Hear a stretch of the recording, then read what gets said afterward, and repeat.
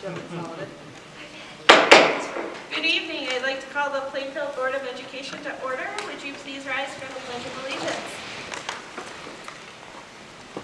I pledge allegiance to the flag of the United States of America and to the republic for which it stands, one nation, under God, indivisible, with liberty and justice for all. Good evening. All right, first up we have our consent agenda. I received an email that there is one change to the consent agenda, which is that Lindsay Jocelyn's name was left out of the present for the December 17th meeting. Not the 17th one, the special meeting. I think the 4th. Was it the 4th or the 7th? Where we hired the new principal. The first one. Oh, the virtual meeting. Okay. Yep.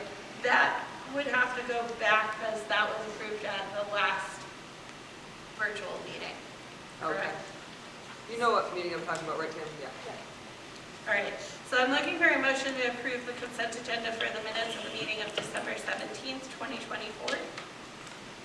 So, motion's been made. Is there a second? Second. All in favor? Aye. All opposed? Any abstentions? One abstention, motion carries. All right, moving next into our agenda, we have our student representatives from Plainfield High School 1 with us tonight. Mr. Papier, will you give us an update? Okay, so just got to talk about the debate tournament. So tomorrow, starting at 2:30, we have the Plainfield Regional Debate Tournament. Plainfield has 3 teams entered into the tournament, and we're competing against E.O. Smith, NFA, and Wheeler. Additionally, they're serving chili towards the end of the tournament. It's free, public. And the topic is whether social media companies should be legally responsible with significant consequences for the content posted by their users. Yes. So the debate tournament tomorrow at 2:30 at the high school. Good luck. Thank you. How many teams are attending?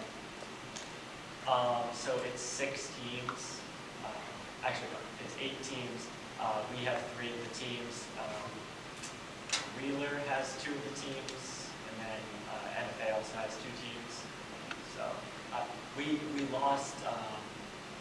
It was Woodstock was going to have 2 teams, but then one of them dropped out, and then their other team just dropped out today. But so we had to put another team in, but it'll be fun. Great. It's surprising that NFA has so few in the population. We have a really good debate program. We tend to get a big turnout here, so yeah. Well, we wish you the best of luck. Thank you. 2:30 is when there's we'll be in the auditorium before it, but I mean it'll be going until the night, and you can pause just less early. All right. With that, if there's nothing else, we'll move on. Mr. Keel, will you make introductions for our next speakers? Sure. And just so you know, Brian is out sick today, and Aura is on her way, but she's having car problems. So that's why we're a little decimated in the student section. So as you may be aware, the community may be aware, we are rebuilding our entire tech ed program and establishing career pathways in a lot of areas. And engineering is one of the ones that we're really moving forward in a lot of different directions. A huge reason for our big move forward was the hiring of Bonnie Beeland this year, who has an extensive career teaching engineering, robotics, and a lot of great things. Bonnie's been a really great addition to Plainfield High School this year. And Bonnie has been working really hard with a great team for robotics. And so that's going to just come and just kind of share what they've been working on and give an update on where the team is at, keeping in mind that on day 1 this year, there wasn't anything happening. When the school year started, there was no robotics. So just keep that in the back of your mind when they talk about all the things they've got going on. So, Mrs. Beeland and your team, it's up to you. You're welcome. I just wanted to say this is your first ever robotics team, so there's a lot more.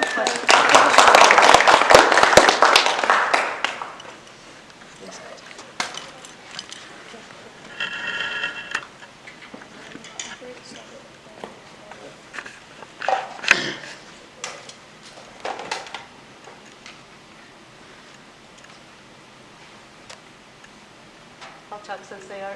Their first competition is Saturday at Killingly High School in Danielson, and visitors are welcome free of charge. It starts at 9. So their robot is still in progress. They do have another competition the 25th in Middletown, at Middletown High.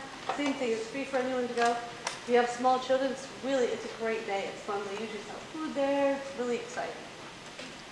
All right, so a lot of our other members couldn't make it, so I'm pretty much lead speaker. I'm the underclassman captain of robotics. The upperclassman captain is Brenton but he was not able to be here for other reasons. So I would just like to start by saying this year robotics started with zero money. We were able to get a $5,000 grant to buy most of the materials that we needed, but we also raised a solid other about $1,500 to get some of the other equipment we have. These shirts were bought for about $20 each, and we were able to get them for all 14 of our members. So we're going to say Plainfield on the back after the Yeah. final one this Friday, right? Before the One competition. thing you wouldn't see that the other teams don't have, we were able to also raise enough money to purchase a pneumatics kit, which is air pressure that it pretty much makes the robot move faster and more efficient to its tasks. Go ahead, is there anything you want to say before you get this started? This is just a comment to Owen. Just note that some track meets I might not go to because of robotics. Well, some robotics meet I might have to go to the track meet. So, yeah. This is what you do? So how's that? I am Introduce yourself. inventory manager. I mainly manage what we got and all that. Designing sometimes. I'm also quality specialist. As you can see, the back wheels are a bit weird. I'm trying to improve on that. It's not, it's the drive is not unoperational. We were tinkering with it earlier during test day. The main thing we are working on right now is a conveyor belt system that slaps rings onto one of these posts. Each ring is worth a total of 1 point, and you can place them in different corners of the arena. It has to be in one corner of the arena if it's going to count. So you have, what do you It's like call a it? sport, not like It's like a battle. sport. It's not like battle box. It's like a full-on sport. I'll just make that the angle like it would be.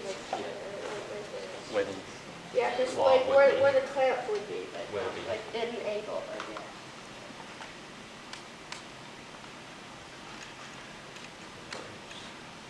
May not be connected.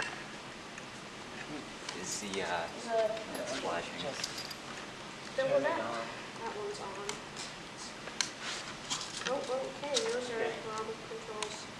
We fully don't expect it to work at first. Yeah, No. we are so Of impressed. course. Well, we had it completely slapping on. These motors, like the servos, have like a lot of power, and they're usually quick to move. It's a pretty complex system with the conveyor, and it's not budging right now. For what reason, we don't know. They didn't even get the parts till like I mid get to that end of November. We didn't- They've done it Power back malfunction. in November. So how many team members do you have with robotics now? 14. 14? I've only First seen year like club? 6. Well, it's just like it's 4 of us in the present, and then we have others. We have a design team, we have a build team, a coding team, and our engineering journal team. The engineering journal team is by far the most important team because by having an engineering journal, it qualifies us for any national or world awards based on our how organized we do the engineering process. Quality of their drawings, Recordings, The process. and records. brainstorming, troubleshooting. That must help with troubleshooting as well, to be able to go back and review your notes and plans. Yeah. I know that, I know some elementary school kids who would be practicing building like carnival rides and things in STEM who may love a demonstration once you get it. That would be Maybe- nice. That would be really cool. I bet they would love it, especially to bring it from a STEM program in elementary school all the way up until high school. I know my niece does it in Enfield in middle school, so I bet they would really love it. Knowing that later on it's a possibility that you're going to be in this position, Yeah, may fuel them up a little bit. yeah. Exactly, right? We don't have much further to show or say, honestly. It's a video game controller format, and we started building the final bits. What was it, like Tuesday? We started yeah. that. Yeah, we have We made, motors. We have a claw that backfeeds systems into an arena. It's like a full-on, like Miss Beal says, it's a full-on game, like a basketball game. You score different points. There are 2 robots per team, 2 sides, and yeah. Well, this is the strategy we chose to have for our bot, but it's not paying off. You're not doing anything Saturday, especially if you have small children, bring them, they will love it. Yeah. It's very Do they give exciting. you choices, like when you're going to a competition of the type of robot you're going to build, or do you just have to brainstorm? and come up We with just have to make sure it's within Yeah. certain dimensions and certain size. Yeah, it And has specific to be materials. It has to fit in the competition of these glass boxes to fit in an 18 by 18 by 18 box. As well as a maximum of 5 motors. Yeah. It can expand once you take it out of the box. But it can do whatever you Oh basically yeah, you want can it do to whatever you want. within- There's also If we another really aspect wanted to, we it could have gone with like a with butterfly pressure method. systems, and you have to make it climb over Folds 4 out. feet. So it's pretty. With that, because we didn't have the understanding of how the parts work yet, we decided not to do that box because it's a lot harder. Well, like, where I would be, so great job.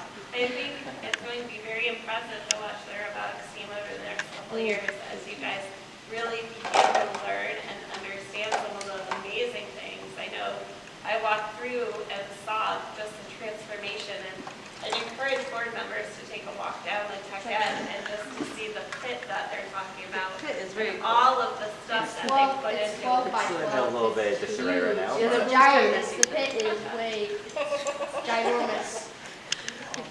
Appreciate your time, though. Awesome. Thank you. Thank you.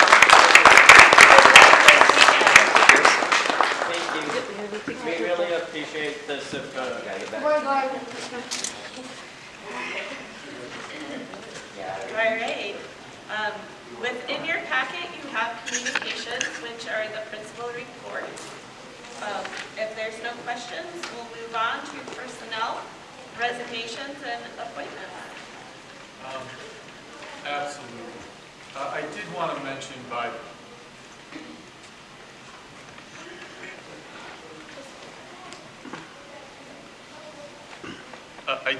mention just for members of the board that I did see something that, had we seen it earlier, could be in a principal's report. If you don't recognize if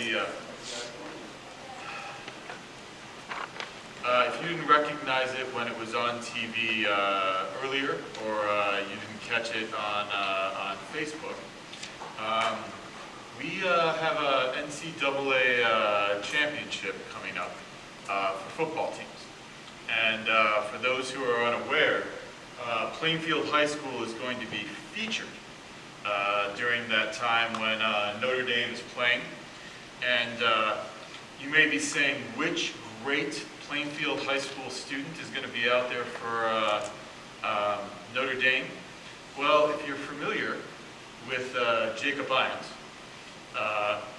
Jacob Irons is a Plainfield High School graduate who handles the Notre Dame broadcasts.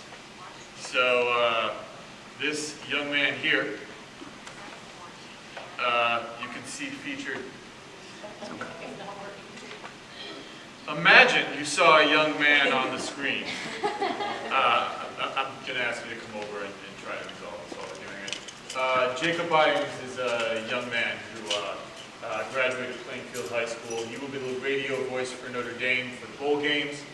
And, we're proud to have one of our students on a national team. So that's absolutely fantastic. Mr. Peel, did you want to add to that? I'll just add that Jacob Irons lended his sultry tones to our girls' basketball game last Friday night as well. He called the whole game. Outstanding. It's good to have Jacob back for a little bit when our graduates come back. We take a look at the open positions report. I would ask you to, I'm going to ask Mrs. Saina-Moore to revisit the time to fill, because I think that time to fill is a printout from our computer screen. And I can tell you that the school psychologist has certainly been open for more than 16 days. We reposted it, that's why. Correct. So it's a misrepresented number, and we'll try to get the actual date that it's open. But we take a look. The anticipated classroom teacher is actually generated by the Shepherd Hill math specialist. As you might remember, we promoted our Shepherd Hill math specialist to principal of Shepherd Hill. She's been doing an outstanding job. We anticipate that will be filled internally, which means that we will have to hire a teacher in grades 1 through 3, which is what that is. The special education teacher, we have continued to search for teachers for Shepherd Hill, Moosup, and the high school, and we'll continue to do so. And we've added the non-certified staff here, SLPA assistant. We do have a BCBA for Plainfield High School to help develop behavioral plans for students. And we are still looking for a van driver. That's posted on our website, www.plainfieldschools.org. If you or anyone else is interested in being a van driver. Question, actually, what is the scope of work for van driver? Just transporting stuff to the schools? No, it's actually transporting Okay, sorry. students. No, it's fine. I'm sorry, I've lost it.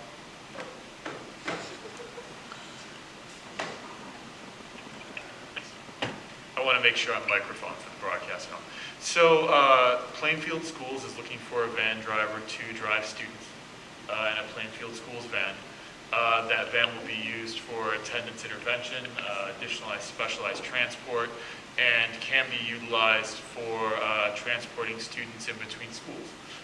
One of the things that you may or may not know is that Plainfield has a long history of high school students coming to Carroll, to all the different buildings.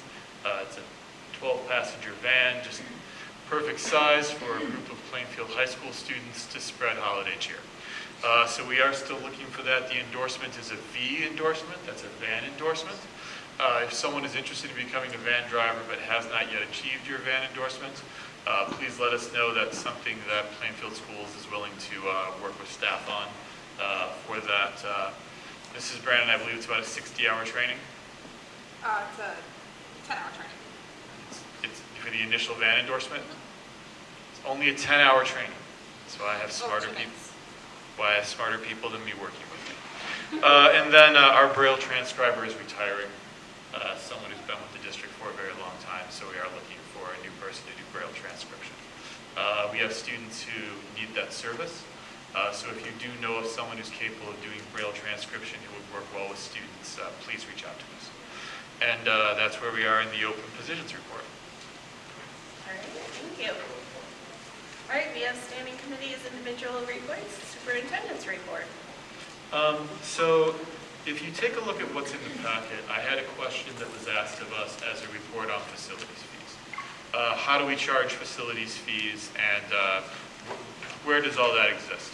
So first and foremost, if you were to go on the Plainfield Schools website, there's a spot directly on the Plainfield Public Schools website where you can access and look at facilities and facilities use forms.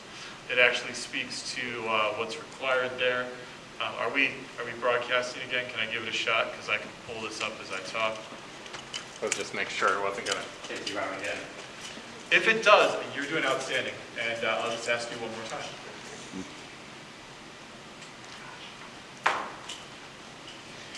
So if you were just to go to the, oh look, it's Jacob Irons. Fantastic. If you were just to go to our website, Plainfield Public Schools, and you were to look under departments, facility and management, and you were to say facilities use and request form, there's actually a whole website dedicated to use of buildings, fields, parking lots, and playgrounds. Talks about when these things are available, how we do it, and it cites the board policy on community use of facilities and the use of facilities request. The use of facilities request form speaks specifically to the different facilities that are available and the types of groups that have them. We have school groups, not-for-profit community groups, and then we have for-profit community groups. And one of the things that I'd highlight on this form, which is no longer broadcasting, but you have in your board packet, is that these 3 qualifications, you'll notice for school groups and not-for-profit community groups, there are by and large few, if any, fees. If you're Boys or Girl Scouts or other pieces, if you're operating these things while we are in district, then you're not being charged a fee for these items. If you are an out-of-district group, you're being charged the fees that we need to cover, and you're being charged for insurance. So the question has then become, so we use our facility, can you do an example for Park and Recreation? So Park and Recreation actually has very few fees that are charged to it. By and large, Park and Recreation schedules their events when we are already staffing in our buildings. This means that if there's Friday night basketball and you're part of a rec program and we have custodians scheduled to be in the building, we're not charging the town or Park and Recreation for the use of that. If you're a Boy Scout troop and your Boy Scout troop or Cub Scout troop meets on Wednesdays at 4 o'clock, unless you're doing something special, we're not charging. When we do need to charge is for events that take place on a Saturday, where by contract we need to open up the school or bring in a custodian. So I've included an actual bill, a December 11th bill that was given to the custodians.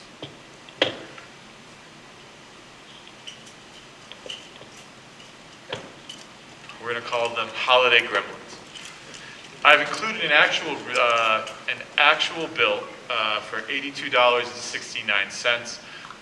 This is the is this the only bill that we have charged Park and Rec since the start of the school year? Yes.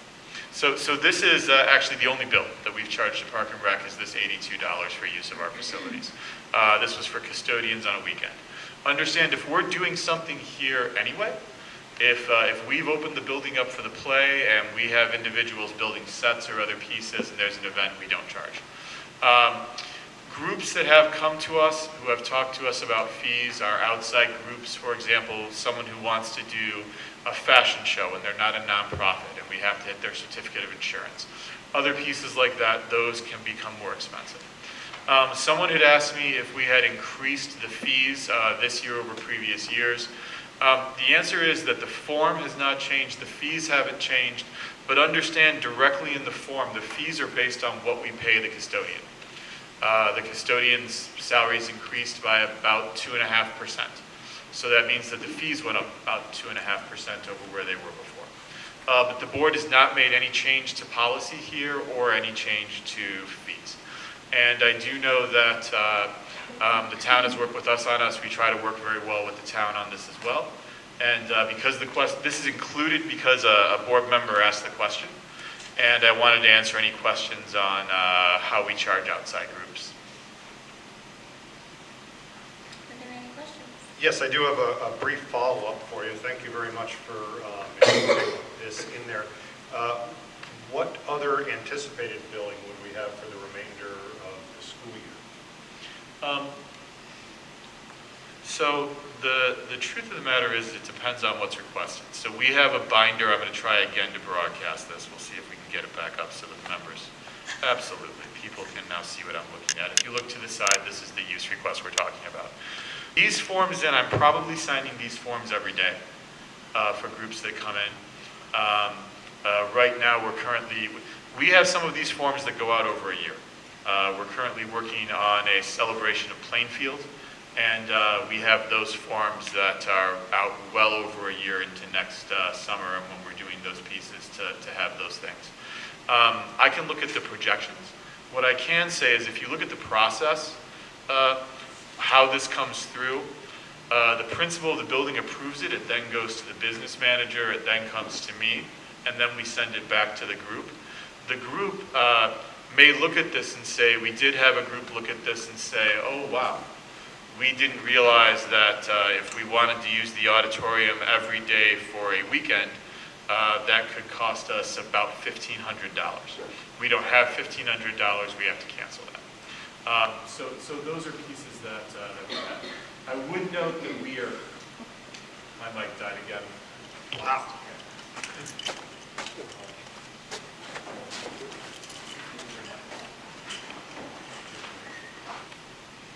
Matt, earlier you said sultry voice. I'll try to do this as well as possible.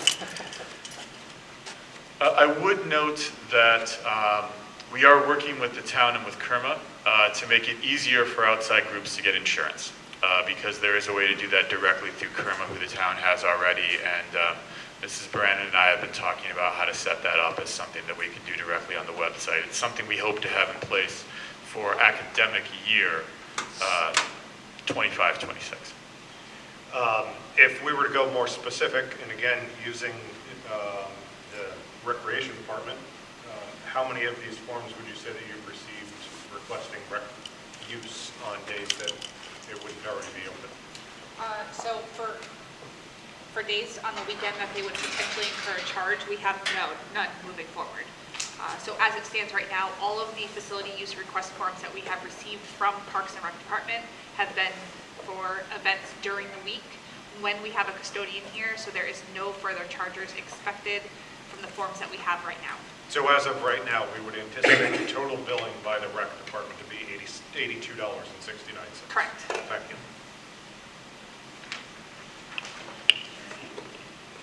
Unless a new form comes in and there's a Saturday championship game or something like that. Thank you. All right, report on EastCon new rates. So I wanted to share this with the board.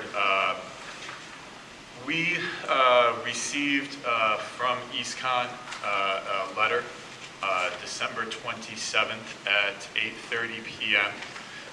Informing us that EastCon, Mrs. Santamore, did we include this letter in the packet? Oh, thank you very much. Informing us that the special education all out placements would be increased 15% starting January 1st, and that all EastCon transportation would be increased 4%. As you'll note from the letter,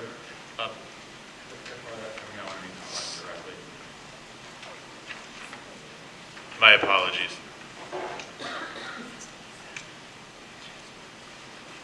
The opening line of this, as you may be aware, EastCon has been in a structural deficit for many years. Consistent deficits have reduced our general fund balance from a surplus of $4.5 million to a deficit of $3 million to end fiscal year 2024. I mentioned that, and I read that line because I think it's important to note that EastCon, being $3 million in debt in their general fund, is significant. It has a significant impact on us. It has an impact in that their fees need to increase, both for their operating budgets. And when your general fund goes into debt $3 million, you're not holding that on paper. You actually have to have a loan for that money. So they're paying interest on whatever that is. I don't know the specifics to this, but within new business, item A, I want to discuss with our board our discussion of EastCon board representation. I included the list of EastCon board dates. I know that it can be difficult to get to one more meeting. However, I do think it's important for the whole region that we have someone at these meetings and we have someone asking EastCon to deliver a fiscal plan by which they explain to us how they plan to build their way out of this debt.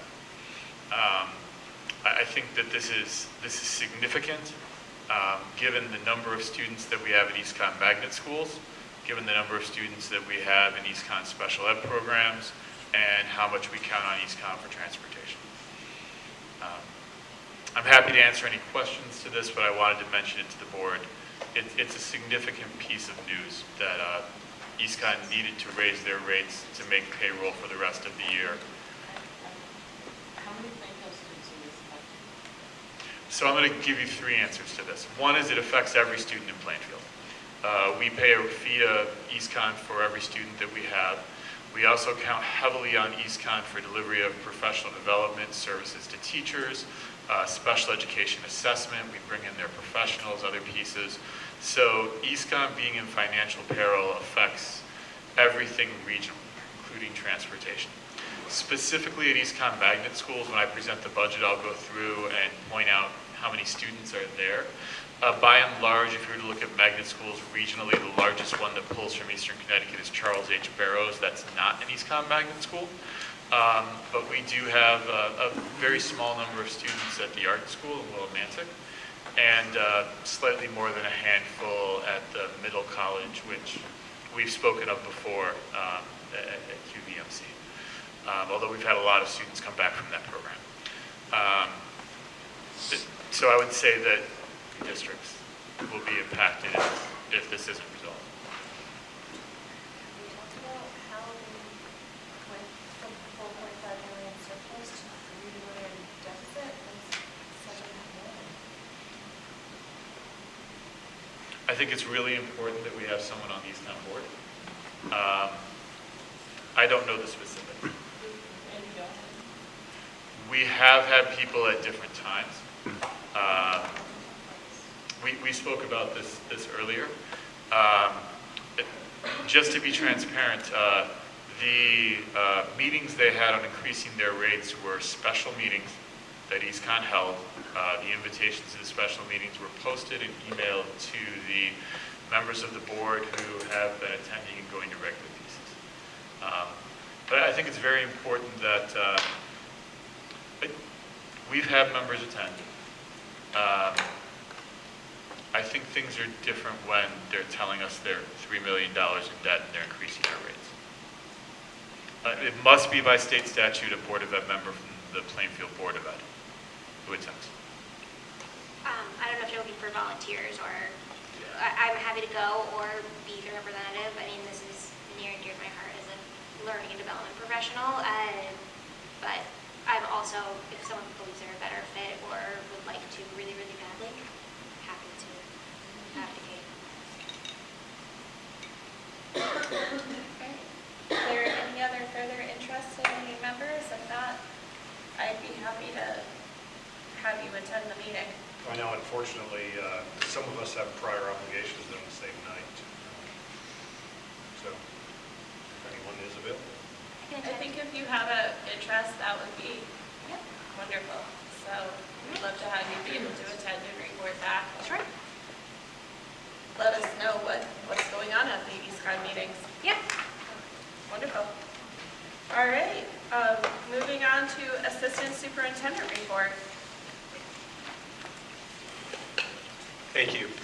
There's a couple things I just want to highlight fairly quickly and then see if there's any questions from board members. So currently right now, the month of January is pretty busy in our schools. There's lots of assessments going on right now. Last Links assessment, which is our English language learner assessments going on in different schools.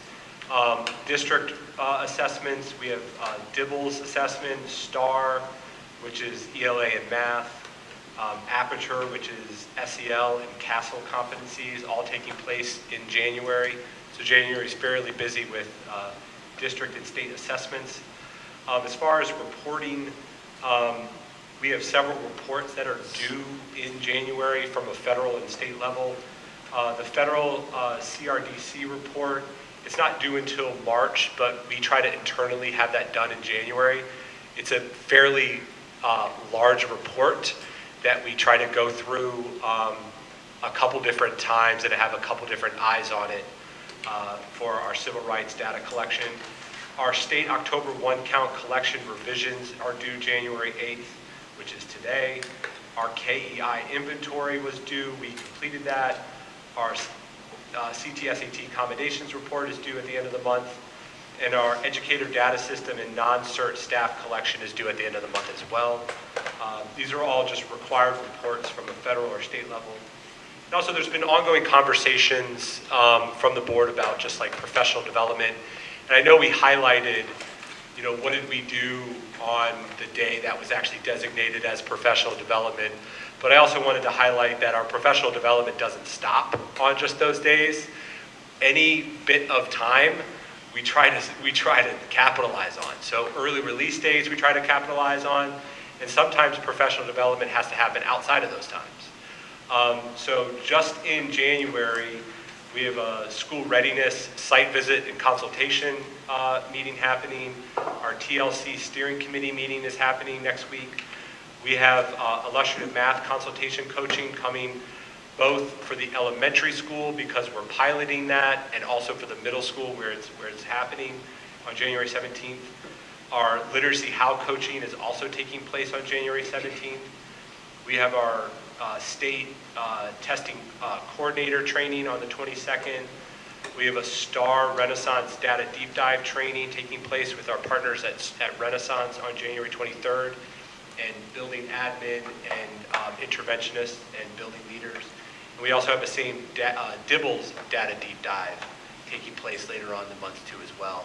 Those are all taking place in January because those assessments are already happening in January. So part of the PD is actually looking at our actual live assessments once they're all completed. So there's always a lot happening and things that are required and taking place. The last thing I want to highlight in our curriculum meeting, we kind of highlighted a couple curriculums that were coming forward for final review at the subcommittee. There's more that were submitted since then that I kind of alluded to the curriculum committee that would be taking place. At our next curriculum committee, we would be kind of finalizing those for approval there and bringing those forward. And then also with our math program pilot, we're rolling out that pilot with currently 3 programs, Bridges, Illustrative Math, and Envisions. The new version of Envisions, we currently use Envisions in K through 5 math. What we're really focused on right now is having, instead of what we did with reading, where like one teacher would use a reading program for the entirety of the year, we're trying to have one teacher do a unit in IM, and then that same teacher then later on do another unit in Bridges. So that person can directly compare multiple programs and speak to them. And we have multiple people, so we have every grade covered, and people at every school, Moose Up, Shepherd Hill, and Memorial, piloting and working with those programs. We're also planning for the rollout, and I'll talk more specifically in this during our budget conversation on the 22nd, but we are planning the rollout to be either in one of 2 ways.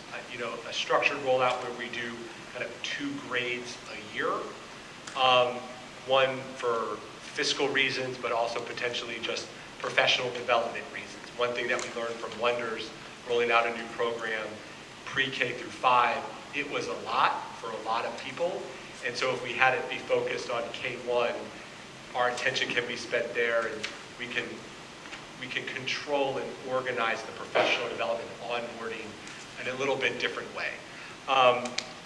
And so that's one thing that we're looking at too as well, is just the profession. While we're picking a program and identifying it, we're budgeting for multiple options within the budget, but we're also thinking about what would the implementation and rollout be when we make that final decision. So that's Assistant Superintendent report, and if there's any questions, I'd be happy to answer those. Is there any questions from the board? Thank you for getting this too. It makes it easier to see all of the things that are occurring behind the scenes for the board. Of course, absolutely. All right. Moving on to policy committee report. Absolutely. Would one of our policy chairs like to lead this, or would you like me to lead this? Oh, go ahead, Paul. So within your board packet, so we've had some great policy committee meetings recently. Within your board packet are a few different policies. I'll walk you through each one. The first policy that you're looking at is the first reading of proposed policy related to generative AI. This policy was sent out to the entire board earlier. It's actually been sent out to the staff for entire revision. The district AI committee has met on it, and then the policy committee met on it. The goals of this are to really provide guidelines for AI use, to talk about what constitutes cheating, what constitutes support, what constitutes academic integrity. I'd like to thank those people sitting in the room who commented and helped with this, giving us reports. And we are moving this forward for first reading as guidelines. Again, this is recommended as a general policy, and we would move this forward to first reading to see if there are any questions from members of the board. All right, so I'd be looking for a motion to approve the first reading with posting it online. Correct. So moved. Okay, motion's been made. Is there a second? I'll second. Any further discussion? Hearing none, all in favor? Aye. All opposed? Any abstentions? Motion carries. Okay, I have a request that this be posted to the Facebook school page, so that way parents who are there can easily have access to it. Yes, it's easier for us to post a link. Yeah, that's what I meant. Yeah, yes, we'll do that.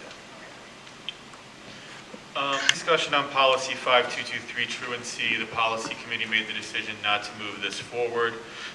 Continued discussion will occur at our next policy committee meeting, which is posted, and members of the community are, of course, welcome to join.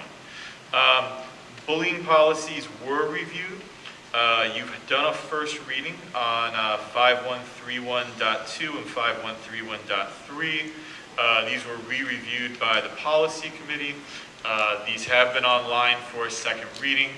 At this point, the policy committee is looking for approval on these policies after a second reading. So they're looking for approval on these policies today. All right, so I'm looking for a motion to approve, I just want to get it right, 5131.3 and 513.1.2. Correct? Correct. So moved. Okay, motion's been made. Is there a second? I'll second. Okay, all in favor? Aye. All opposed? Motion carries. Thank you. All right. Did I miss anything from One the members more. of the policy? One more for a first read. Communication to the board, 9030.1. Oh, it's the first one in the packet. Is it on the back page? Yep, you're looking at it, Christi. Communications to the board, new language draft. Yeah, do you want to review it, Paul, or do you want me to? Absolutely. I'm happy to review it since Okay. I've done them all. 9031 was language related to communications to the board. We've had some discussions of this as a board about how anonymous communications are handled, and does the board have policy on, do we respond to something posted on social media, other pieces along these lines. So this was updated language to a policy that already exists that talks about any communications sent to individual board members will be forwarded to the superintendent and the board chair. Communications that seems threatening or harassment will be passed along to proper authorities. Anonymous communications will not be considered and will not be discussed or motioned upon during regular Board of Education meetings. This was language that's already exists in policy. We just wanted to revisit it and clarify it.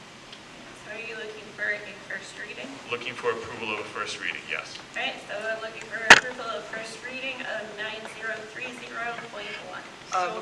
Before we motion to approve, I just have one edit. I'm sorry, I meant to put this in here when I wrote it. So the second sentence at the top, first paragraph, it should say, this includes teachers and students within the Plainfield School District, Plainfield residents, and parents/guardians of students within the Plainfield School District. So I'm sorry, I neglected to add in students, but it's supposed to be there. I think it's a great sentence to say that we encourage participation. This includes teachers, insert, and students. So I look for a motion to approve with that language change. So Okay, motion's been made. Is there a second? Second. Okay, motion's been made and seconded. All in favor? Aye. All opposed? Motion carries. Madam Chair, if I may, we have an item on the agenda listed as 9D. I'd like to move that up to 6D if possible, giving the public who hopefully have comments, questions, concerns regarding the PHS schedule update proposal, giving them a chance to see the proposal before any anticipated comments. All right. motion to that? We do, to amend the agenda. Okay. All right, so motion's been made and seconded. All in favor? Aye. All opposed? Motion carries. All right, Mr. Brenton, I would ask you to introduce PHS schedule update. Absolutely, and I'm going to pass my computer down to Mr. Sugarman. And hopefully the screens stay with us long enough for us to have this framing of the discussion. So what makes a schedule and what defines what's successful at the high school?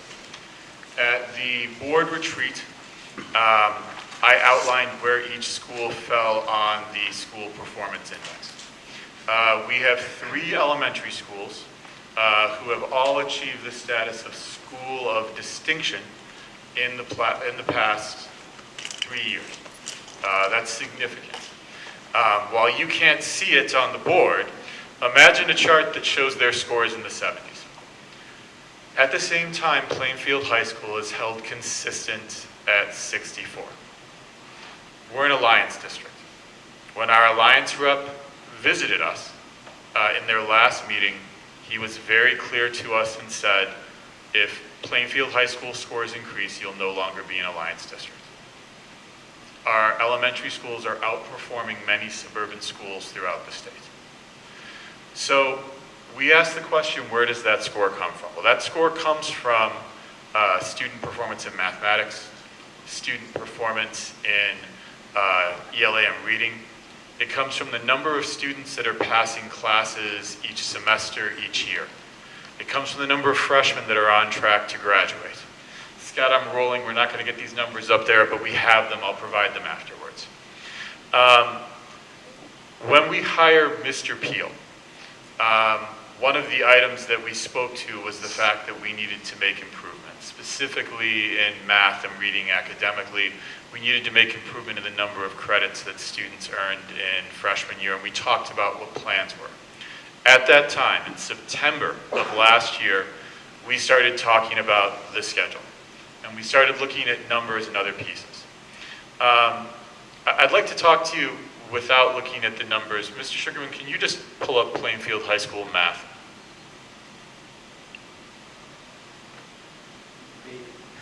Maybe. Our lowest performance in the district is high school math.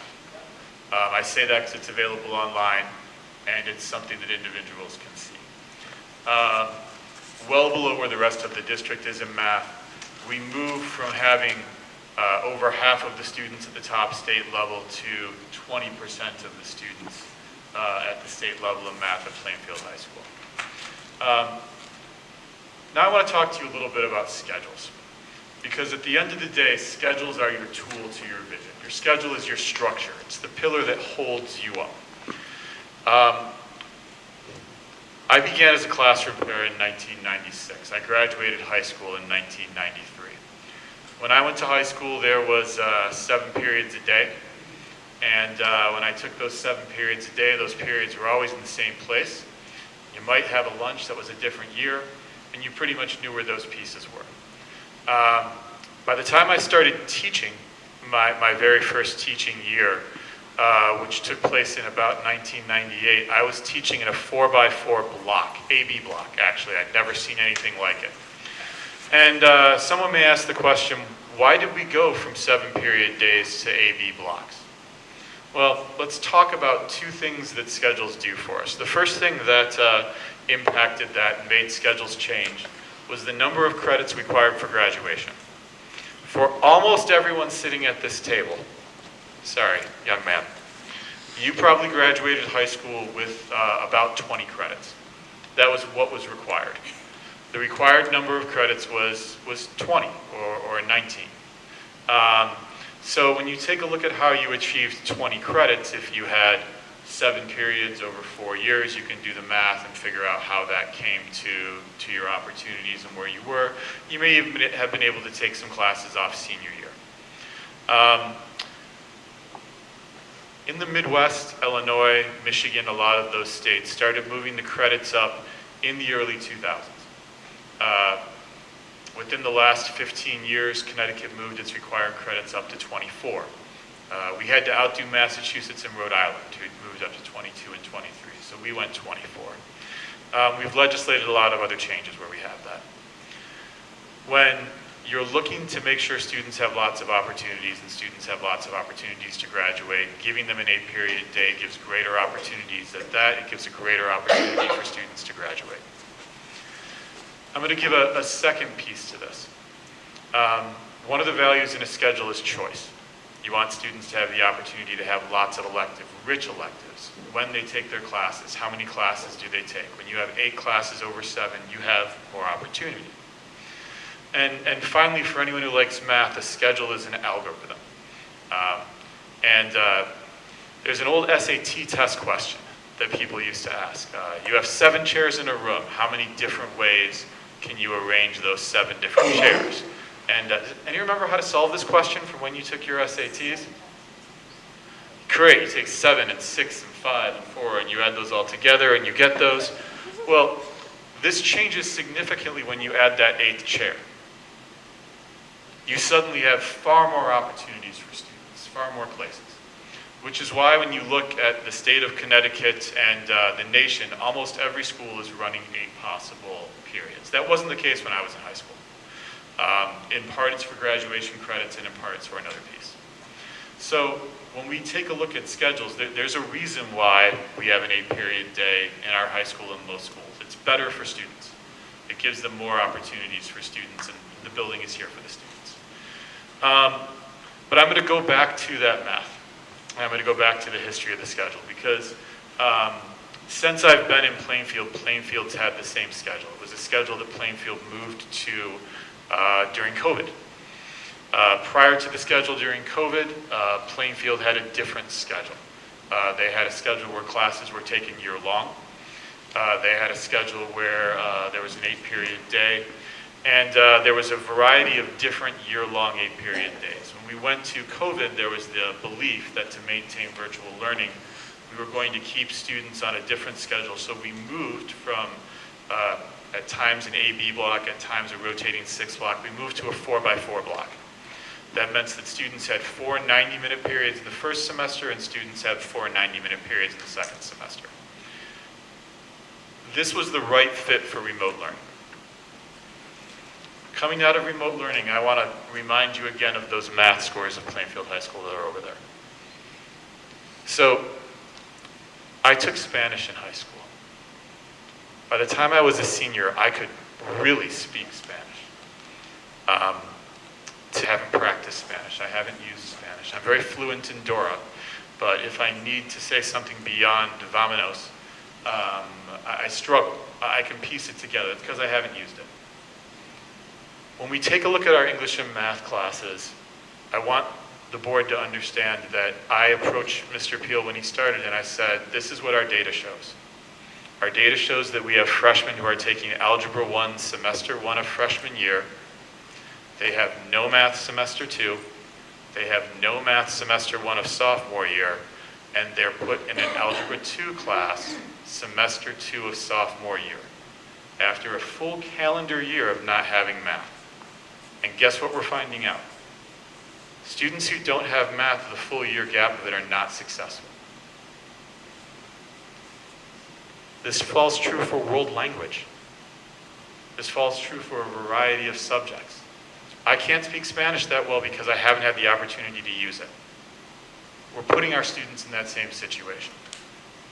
So when I spoke to Mr. Peel about the schedule last September, and we talked about a process, this was the top thing I asked him to look at, was we know that having a large gap between content doesn't allow content to build on it. Our scores have been better when students were in year-long classes, and I asked him to look at year-long classes. Mr. Peel put together a great improvement. For myself, this isn't about an opinion or this isn't about what I like, this is about our data and what our data says. The other piece that I would say is the board hears me talk a lot about the anxious generation, about what we've learned of students coming out of COVID about electronic devices. I said something that got both applause and some controversial looks at our internet safety discussion with parents when I told them that I've given serious thought to taking all screens out of grades below 4 because of what we're learning about screen time and anxiety and other pieces.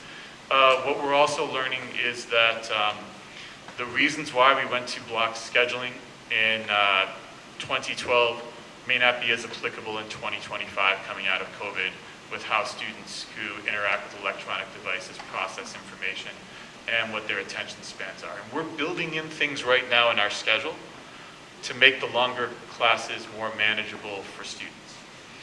Teachers are building in breaks. They're building in walk times. They're trying to find ways to make 90 minutes manageable for students. When the committee came back, one of the recommendations you'll see is shorter class periods.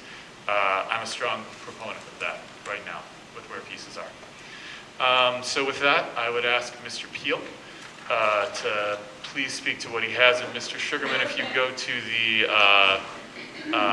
orange piece, that'll go to Mr. Peel's piece, and then we can go from there.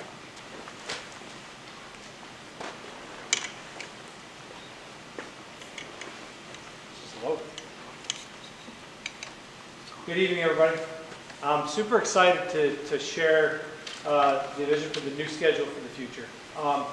Thank you, Paul, for setting that up. What I can also say is that when I came to Plainfield High School, I came with zero intentions or plans ahead of time. I said I'm going to spend my first year learning about the needs of Plainfield High School, where we needed to grow.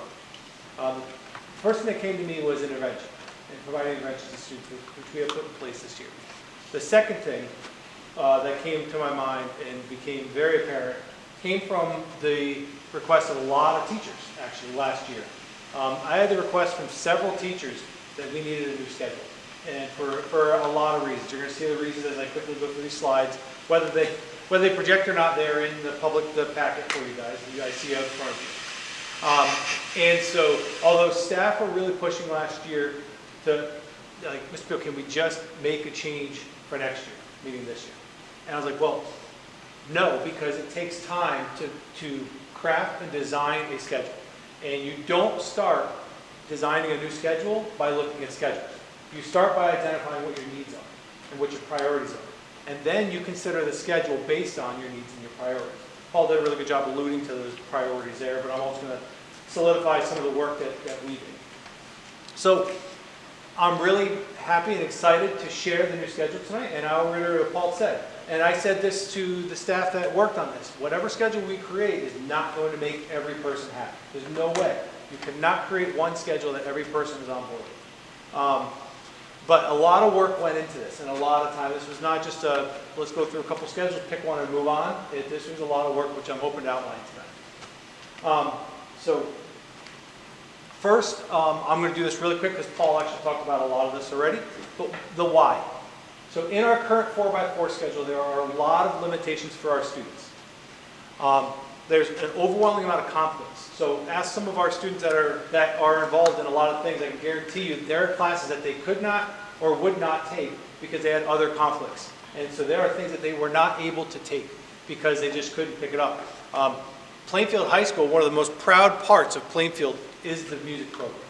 And the music program, if you ask Mr. Stevenson and Mr. Flynn, and if they're willing to be honest with you, they will tell you that their music program has been decimated by the 4x4 schedule because there are not as many students signing up for music for a variety of reasons because of the 4x4 schedule. One of those conflicts is that College Board gives the AP exam for AP classes in early May. Now, in a current 4x4 schedule, that means that you run AP classes, and if you run them first semester, then they're done with their AP class in January, and they're not taking the AP exam until May. If you run AP classes second semester, well, then they're only halfway through the AP course by the time the AP exam comes up. So the solution to that has been that they will take AP classes all year long. Well, that's 1/4 of their schedule. And so that really hinders them from being able to take other classes. Similarly, if you notice our music courses, most of our music courses are double blocks as well, because you can't do chorus just for one semester and move on. So the students essentially double block chorus and band as well. It's not as strict as AP, but that's essentially the practice that has been in place here. Paul talked about the significant gap. how can we, I know I couldn't have, how can we expect a student in any subject area to take a course semester 1 of 1 year and not take it again until the following year, whether semester 1 or even worse, semester 2, and expect to retain what they learned in that previous course and to apply it? Think about our students now. Our SAT scores are not good. Let's say they're not good.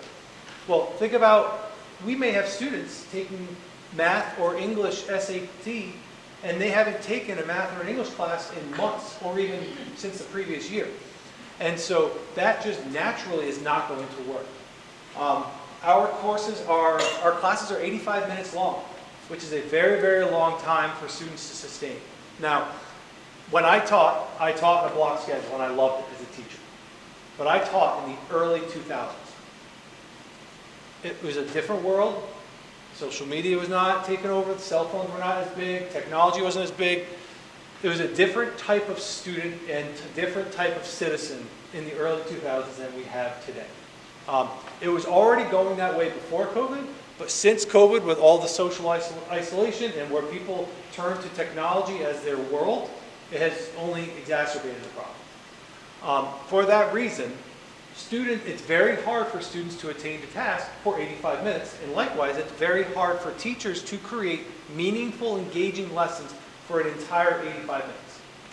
Our staff already recognize that, and in what's in best interest of students, many staff build in cell phone breaks halfway through for like 5 minutes, bathroom breaks where they take the whole class to the bathroom all at once, a walking break. When the weather's nice, you will see classes walking around around the campus. Like, teachers are building in these breaks to give students an opportunity to take a breath so that they can sustain a full 85-minute class. And then the last piece is that lunch starts at 10:15 in the morning on our current schedule. 10:15. Now think about an athlete who plays sports, and they lunch at 10:15.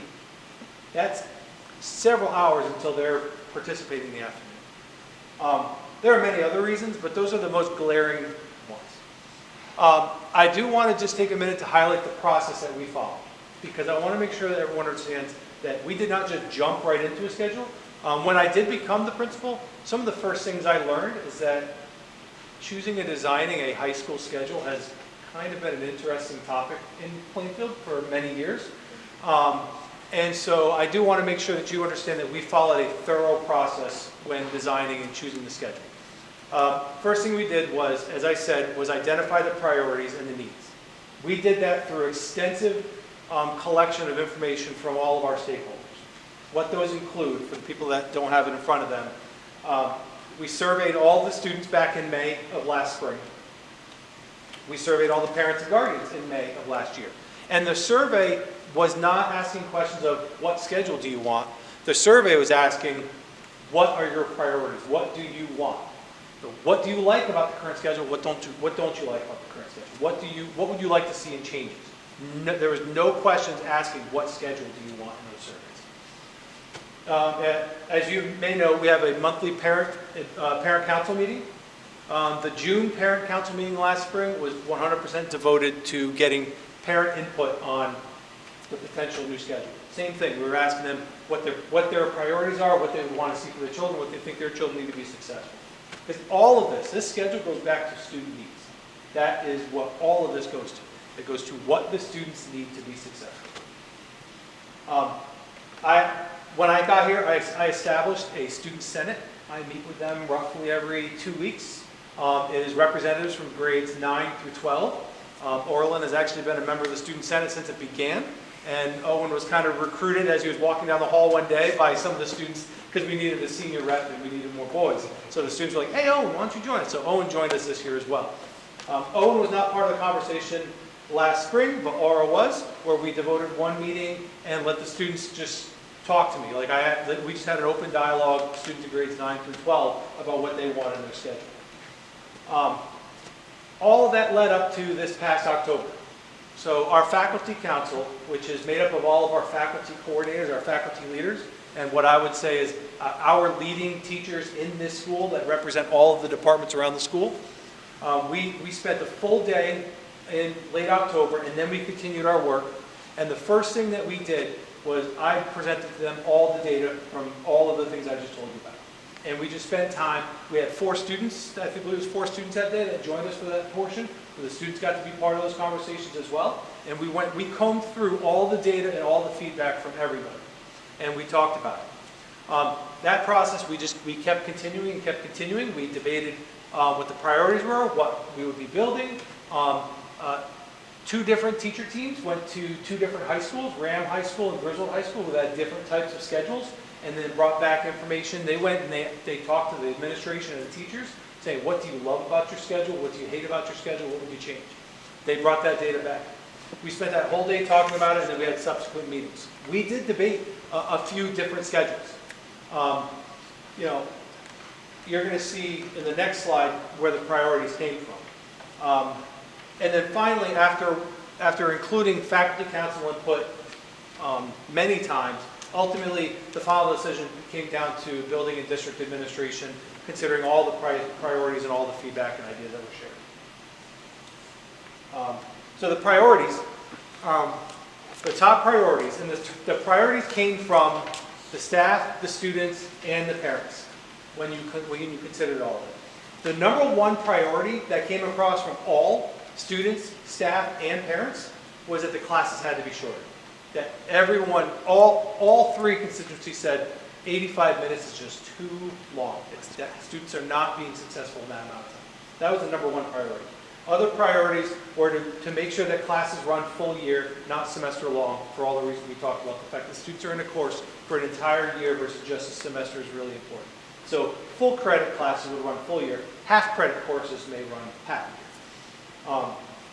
Rotating the schedule was something that came up a lot because the idea is that students and even teachers, as humans, operate differently at different parts of the day. So if a student has a class that they may not be super engaged in, but they have it first period every single morning, then they may not be as successful. They have opportunities to also have it later in the day. So having a rotating schedule, although that comes with its own challenges, also is a benefit to students in the way that they learn and just their social emotional needs. I definitely remember classes that I was in high school that I wish I kind of had at different times of the day. Ensure ample time for AP and ECE courses to run successfully, so we wanted to make sure that there was enough time within the schedule for those courses to run. And then incorporating flex time during the day. And so this came up in a lot of different priorities. One priority was that the ability to offer interventions. One priority was to be able to offer X-block or advisory type activities. X-block is like an activity block where students can go and do activities for teachers. Actually, students have been asking me, when's that coming back, a lot since I got here. Extra support, a time during the day where we can have assemblies or presentations that aren't taking away from class time.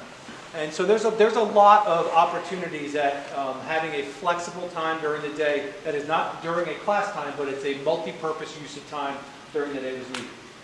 And then also another priority was allowing more time for the teachers at the high school to collaborate and meet to prep for MTSS, which is our intervention services. So looking at student data and talking about where students are and what they need for help, and collaborating on curriculum, instruction, and assessment, all different ways. So those were the top priorities. There were other priorities that weren't mentioned as much, but those are the top ones. When we considered everything, there were a lot of different schedules that were thrown out. The final schedule that was decided on is a 8-period schedule, but it's dropped to every day. So it's 6 periods, and there's a certain rotation. We considered several different types of rotations. So now, so when we do that, having 8 periods that run all year allows students the opportunity to still earn 8 credits in the year, which gives students a little more flexibility to try out an additional elective, or take an art class, or a music class, or a tech ed class that they wouldn't normally take. It gives them that freedom to take things outside of their major interest. But also it allows a little more time for catch-up if a student happens to not pass a class, or have a difficult semester, or a difficult year. It allows them time to catch up. The schedule, the periods, as you can see in your packet, the periods, depending on what time of day, range from 48 minutes a class, which is most of them. Second period is 53 minutes because we also build in some more announcements in there to begin. And then the lunch block, because we have to be able to rotate and have 3 lunch waves and all that, the actual class time for that period is 55 minutes. So the class length of time range from 48 to 55 minutes depending on which period. The rotation is what's up on there now. And we did discuss several different rotation types.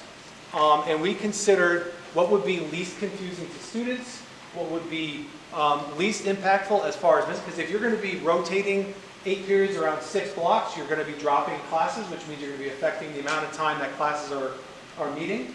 And so we wanted to minimize the impact of how much class time was missed based on the rotations. And so ultimately we came up with this four-day rotation, where if it looks confusing, basically if you look at it, the next day starts with the previous day left off. Really how it goes.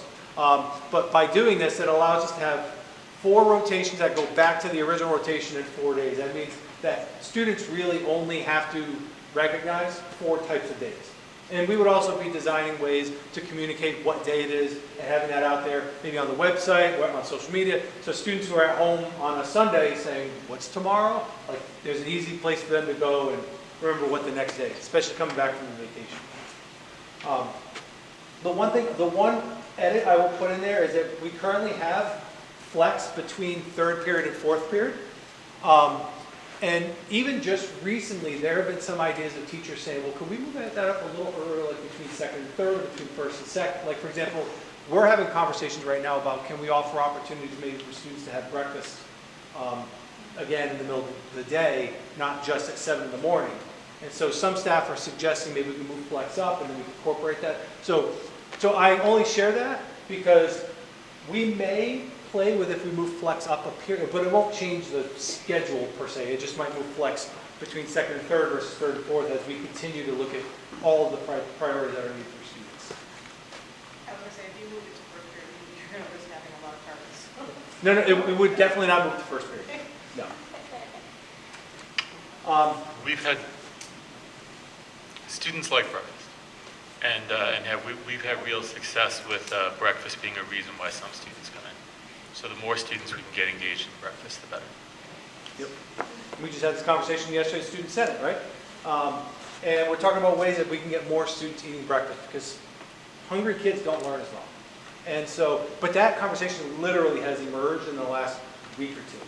And so I just offer that caveat. So if you see next September the schedule, it flexes between 2nd and 3rd instead of 3rd and 4th, just know that that might be why.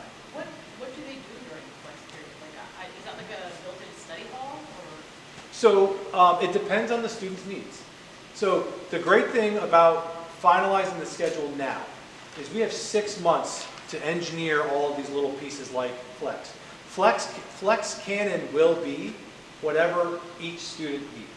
So let's say there's a student who's out sick and they're out sick a few days and they need to catch up on work. They could use that flex time to go meet with a teacher and get extra help. If it's a student that's doing really, really well, they might want to meet up with another student who's working on a group project and get work done. They might be an athlete who has sports after school and they might want to use that time as an extra study hall. If a teacher has a student who's struggling in their class, the teacher could request them to come to them, and that's an extra 30 minutes in the day. One challenge that we have with offering interventions in our MTSS process is when our reading or math specialists want to pull students and work with them, when are they pulling them? They pull them during their math class to give them math extra help? Or okay, maybe we pull them from PE. Well, what does that say about the value of PE? And so having that 30-minute flex time could also be an embedded time where these specialists could be pulling students and providing interventions that doesn't impact their class time as well. So there's a lot of things that flex can do. I love the idea of flex blocks, or the flex blocks, don't get me wrong, but doesn't that make it a scenario where you have kids where you don't know where they are during the day? They could just be anywhere in the school if they're not in an assigned classroom. I can actually speak to this. The middle school is currently implementing some new software related to a pass system. I see Mr. Cody nodding that is really helping them with that. When you run FlexBox, there is similar software where teachers are checking in and out right away. Hey, I've got Owen with me. We need to do that anyway just for safety. If we had a fire drill, we need to know where students are. So we would need to implement some form of digital measure. It wouldn't simply be kids are anywhere. That's just part of the safety. Also, at the very base, every teacher would be assigned a flex group. So students, so on their schedule, Owen might have Miss Bastian as his flex teacher. Aura might have Mr. Mariano as her flex teacher. And flex students go there So it's kind for of like attendance. a home room in the middle of Yes, the day, and exactly. then you can go where you need to. I Yep. understand. Yeah, they still would report there for attendance and accountability. I understand. And then if they had to go somewhere else, there'd be a, and that's the structure we have 6 months to design, where how do they go to different teachers and how do we account so that if a fire alarm happens and goes off, how can we account for every single student quickly? But it's a great question. The benefits, so full credit, with this schedule, full credit classes run all year, half credit classes run for a semester. The master schedule will be more open and fewer conflicts because now it's 8 periods and we don't have to offer these double blocks. One thing I will also say to you was an ancillary benefit in doing this process is this also caused departments to take a look at what they teach and how they teach it. And so, like for example, our entire art department said our art courses curricularly, we're having a hard time stretching it out to an entire full credit. So we are going to be converting our art classes from full credit to half credit courses next year. You'll see that when later on when Mrs. Kelleher presents the program of studies for next year, you'll be seeing that as one of the changes, which means that now we can have twice as many students getting access to art classes. Similar changes across many departments happen as a result of this work. So there's a lot of other benefits that came from this work. So the master schedule will be way more open. Those double blocks will not exist both in music but also AP classes because now they're running all year long. So there's no need to have those double blocks to ensure. Shorter classes meet students' needs. And I probably should have said that one first because that was the #1 request from all constituencies was to have shorter classes.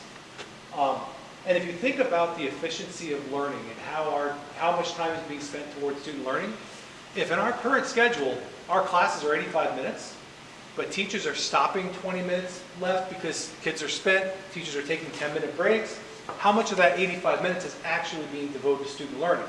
Now when we go to these shorter periods, and every single minute is being devoted to student learning, within reason, like there's 5 minutes for taking attendance and packing up, but comparatively speaking, there's going to be more classroom instructional time to student learning than maybe what we already have. Rotating classes will allow for a variety of experiences, so this does allow for that rotation so that students have different classes at different times a day. There will be that flex box, and lunch, although it's not starting at noon, it's starting later in the day, so at least we're getting a little more humane time of day. So I had just a question. I know that my student never comes home with homework because there's time for me to get it done in class. And my only concern is that they're going to get inundated with hours of homework due to the shorter periods. So I don't know if it's policy that they don't make them take homework, but I would say I love the idea because this is what I did in high school. But that's my only concern is that the homework aspect is going to increase. that is a concern that has come up, Rose, and that is something for us to talk as a faculty between now and next year.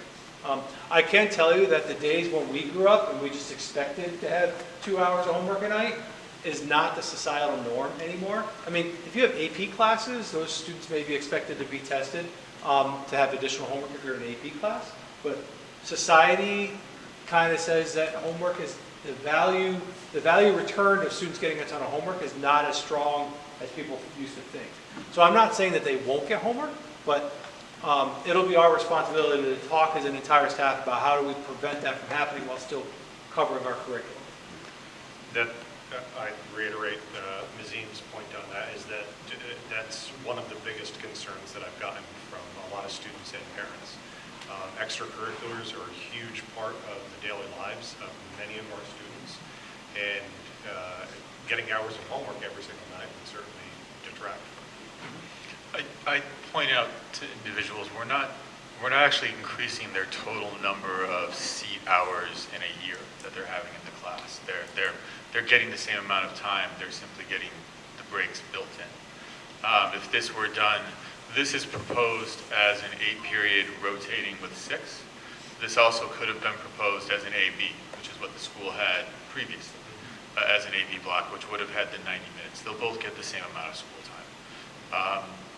What I'm pleased with the high school is they achieved the goal, which was my primary goal, which was year-long classes, so that we didn't have those big learning gaps. One of the other things that, I'm sorry. Nope. I was just gonna say, I actually like to see my kid get more homework, so.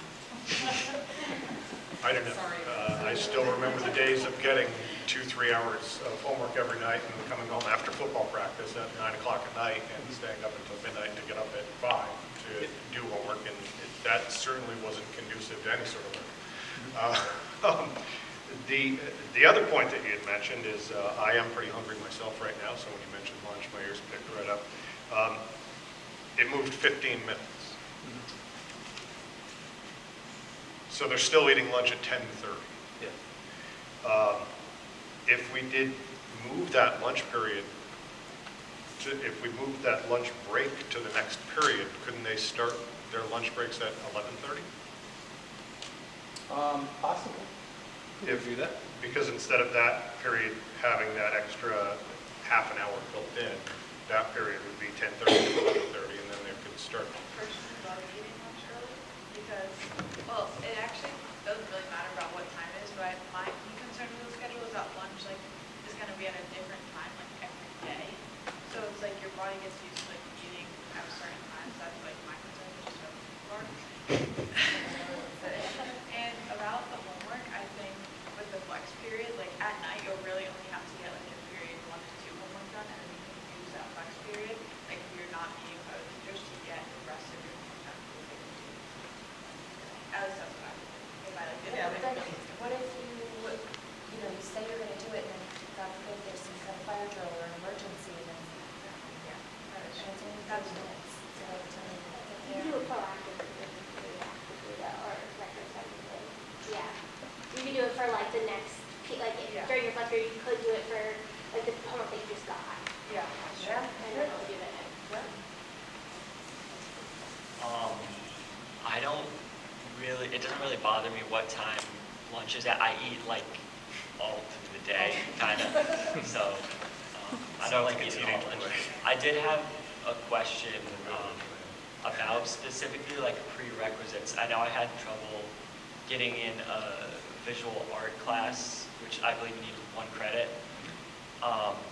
If the art classes are shrinking from 1 credit to half a credit, are students going to be expected to take 2 art classes, or would the prerequisite for that shrink, or is that like a state mandated thing? Yeah, so it's a state mandate, so they'd have to take 2 semesters versus 1 credit, or versus 1 full year. Yep.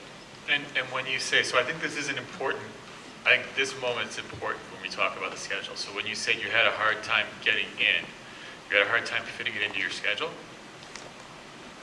So weighing like the, like whether it's CP honors, AC class, like class rank wise, and just like wanting to take certain classes and then having to fit that into my schedule.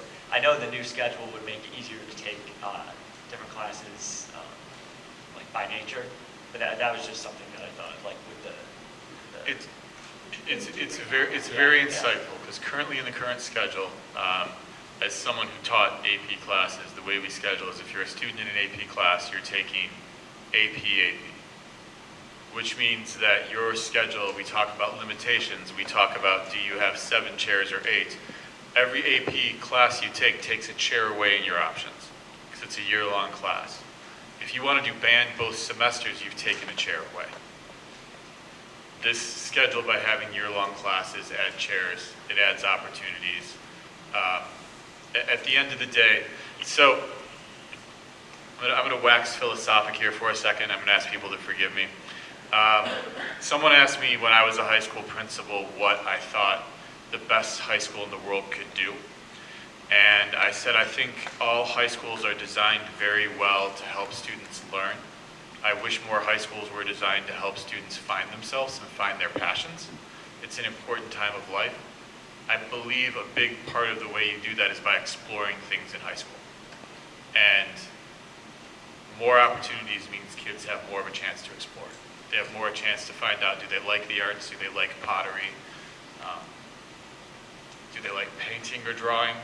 And, you know, we will have more students in home ec class with the new schedule because there'll be more opportunities. And I know my child could sure learn a lot in home ec class. I have less of a question, and it's more of just like an endorsement, or what I think of when you were, I just think all the background research you did was amazing, and last meeting we talked about the disconnected youth and all of the risk factors, and then how to counteract some of that in the different ways, and we talked about how a lot of it was they just weren't connecting to anything at school, or they didn't want to go somewhere to or go to school because there was nothing that made them like happy there. And this allows them to find themselves, but also we talked about how we need funding for a lot of fixes for this, and this seems like a really amazing data-driven way to at least allow kids to try to connect with something, because if you don't like something sitting in there for 90 minutes is just, or 80 minutes is just not going to happen. You don't want to go. So I think this is going to be really cool and really helpful. Thank you. Some of the feedback about needing shorter classes came from some of our most at-risk youth. When some of our most behaviorally challenged kids in school are saying, I can't sit for 85 minutes, what do you expect me to do? That's them advocating that they need shorter classes. So, and they have no problem advocating through their behaviors that way. And so this will definitely benefit our at-risk youth more. I also think that, like, on like the subject of like connecting with others, like in like my AP and EC classes, it just like becomes a lot more of like a family setting. Like when you're with those people and those teachers all year long, like your teachers get to know you better, they like learn how you learn better, and just like think better. Like as a whole, like being in a class for a year long is, I think, better. Like just to connect with everything. Just learn that. Good point. All right, I have one more question. Yes, ma'am. With eight open periods, is there going to be a mandatory amount of core classes that have to be taken for a year, like a mandatory math, English, science, history? So actually, the actual students choosing classes actually won't change much from our current practice. Because if you think about it, students are picking 8 classes now. They're just happening 4 and 4. I'm going to pause you. Yes. There's a mandated program of study for graduation that requires a certain number of credits, and we have a recommended. English is in your 10th grade year, so you didn't have to take it in 11th grade. Some classes have prerequisites. We don't let you take English 10 unless you have English 9. Okay. The guidance counselors work really hard with students on that to help that. We have had some students come in who have had prerequisites waived. For example, if we've had a freshman, I'm going to give a hypothetical without a real. If we had a freshman who came in who was ready for AP Physics and could demonstrate that they could do AP Physics day 1, and they work with the teacher on the book, sometimes those get waived. That's not general, but yes, students have the ability to attack pieces in different ways. That's all part of building their academic plan with guidance. And I think you can actually do it in Infinite Campus, can't you, Mr. Sugarman, in the portal? Yeah. Students have the ability to log into our software and plan out their full academic career through Infinite Campus. If parents need their login for Infinite Campus, please reach out to high school guidance or Mr. Peel if you're watching this show. So, along that line, Rosemary, once we get some of these pieces in place, some of the logistical, procedural things, one of the next steps for the high school is to develop clearly defined pathways. So that when a student enters high school, if they're interested in the medical pathway, if they're interested in engineering pathway, if they're interested in the education pathway, there's like we're not telling them what they have to take, but we're telling a student or parent, if this is the pathway you're interested in, here is a suggested path of courses to take. And then that helps them build their schedule. If I might interject here, I think what she's saying, kind of in conjunction with what Ms. Brenton was saying, was that if a student has to take English 1, 2, 3, 4, or 9, 10, 11, whatever, Yeah. and I need to correct this. This point has come up a couple times. We've had this conversation. okay. Our policy states, the state of Connecticut states, graduation requirements have changed. You have to take 9 credits of humanities, 9 credits of STEM courses to graduate. The old way was I need 4 English. That is gone.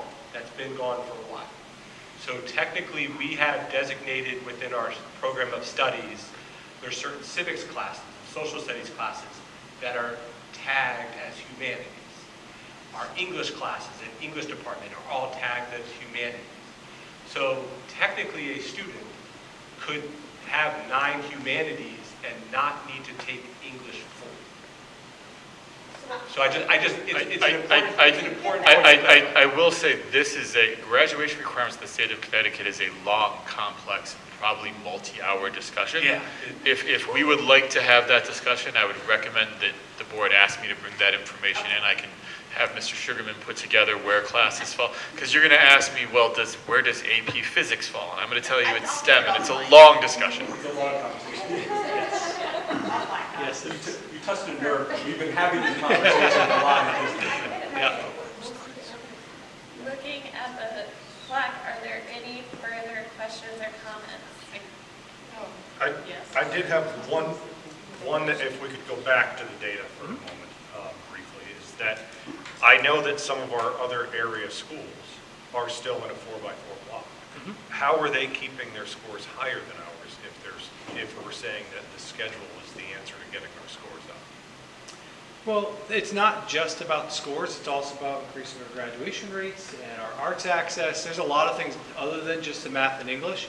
I think so I've worked in several districts in my career, Mike. I think that every community, every school has its own makeup and type of students and families. And so I think every district is a little bit different. And so I think that, schedules are different by schools because the needs of the town, needs of the community, needs of the students, the vision and the values of the school are all very different. And so there's different ways to get to the same outcome, and it's just a matter of what you design. Thank you. So I have a couple of questions and concerns. I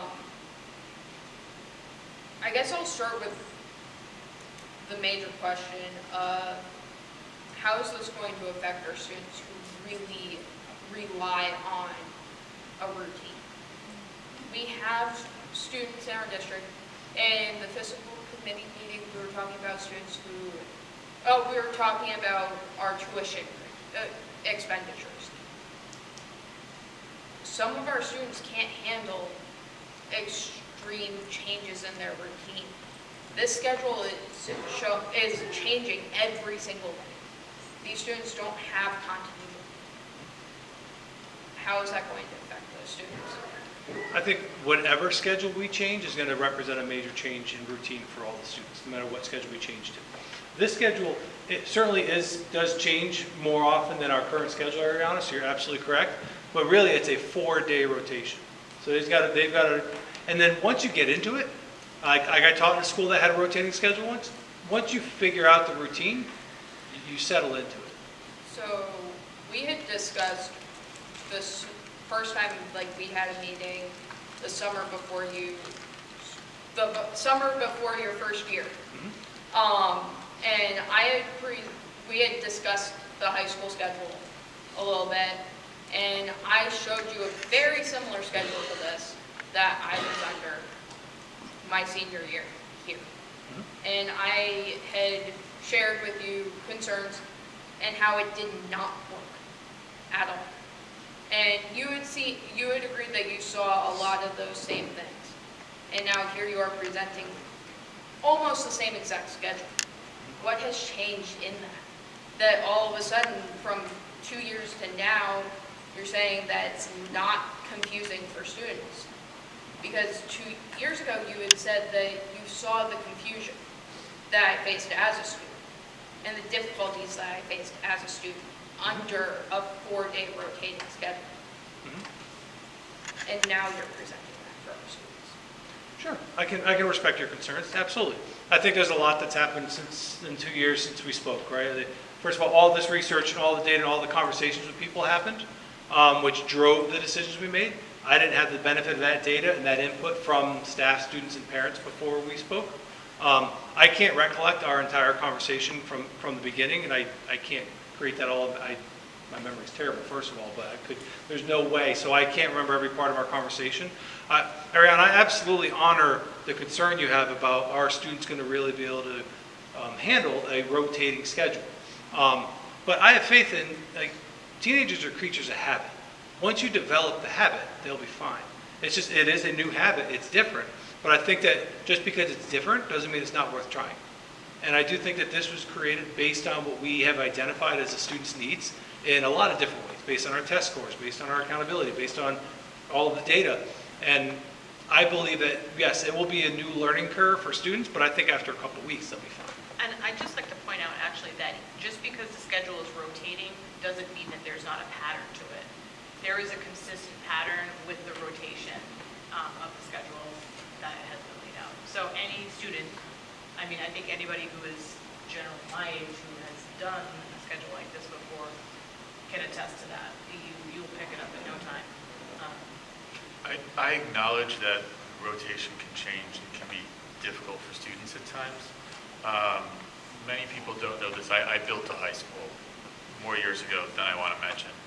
And we, at the end of each day, sent out to every student through our messenger a text, here's tomorrow's schedule, here's what's meeting, here's where we have those pieces. I think listening to our students when we implement the schedule will be important, but I also think that we have structures in place, far more actually than we did when I built that school, for students to manage through Google Classroom and PowerSchool and other pieces like that, and for us to be able to provide those really tiers of communication, I almost call them, other than supports, to just let people know, you know, just a reminder, tomorrow's a C day, because we're going to need to. We will have a snow day, and that's when it gets confusing. And when we build those pieces in, the more proactive we are. I always tell Mr. Peel, nobody likes surprises. Yep. So, unless it's present. So to try to avoid those surprises, because when students have anxiety about a schedule like that, what their anxiety really is am I going to be ready? Do I know what's going to happen, and am I going to be ready? So we tackle that anxiety with structure. I can guarantee you, Ariana, that by the end of September, I'll be meeting with Aura and the rest of the Student Senate saying, what do you guys think? What can we do to support you guys with this shift? Like, what do you need? That's what I go to them for every 2 weeks anyway. So we'll be having those conversations, listen to students as we implement. Okay, at this time, if there's any further questions or comments, I would just encourage board members to get in touch with our superintendent, and he will help relay any questions to Mr. Peel, and we can bring it back. And thank you, Mr. Peel, for all the time your team has spent on this. Thank you for the update. I know it's very difficult to get universal agreement on change. I know that you're moving forward without universal agreement, but I appreciate the openness of your communication and the way you're communicating your vision and what you put together tonight. Thank you. Thank you, everybody. Okay. At this time, I'd like to invite anyone who's here for public forum to come up to the microphone and state your name and speak to the board. Thank you. My name is Sarah Gwez. Just wanted to, thank you guys for hearing me, I think it was either October, November, about the fence at Shepherd Hill. We now have a fence.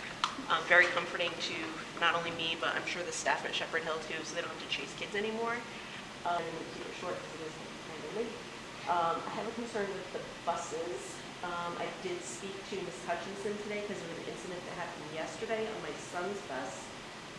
He's in 4th grade, so not Shepherd Hill related. There's some issues on the bus of kids using inappropriate language, showing inappropriate things on cell phones. Not sure if it's made it to you guys yet. Another parent who wasn't able to be here also told me that there was high schoolers on my 4th grader's bus, which is a little concerning. Not sure. I know that Mr. Brenton came to a PTO meeting at Shepherd Hill, and I think that it went really well. It was really perceived by the people that came, gave us some good information. One of the things that came from that is we're not sure, and it's not just me or other people maybe at Shepherd Hill, but other parents feel that maybe the concerns that we're seeing, and it's really disappointing that I'm the only person here from the community, they want open communication, and coming here to a board meeting where 80% of the stuff doesn't necessarily affect them today is being being heard, so whether it is smaller meetings with the board where there's open communication or where they can raise concerns.